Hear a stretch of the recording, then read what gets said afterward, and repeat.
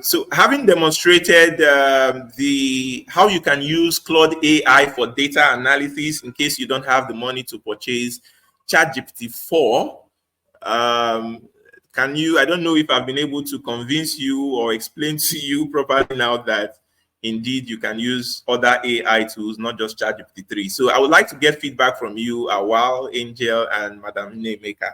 Over to you, please.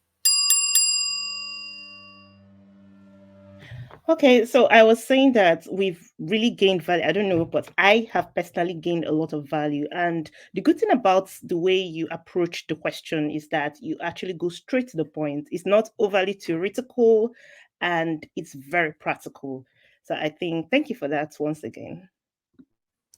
Thank you. Thank you so much for that feedback.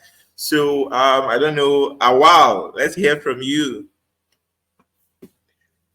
Yeah, actually, I've learned a value from what you've just demonstrated, and I'm sure what you just show us is not just you just show us how to use it responsibly, not in the other way.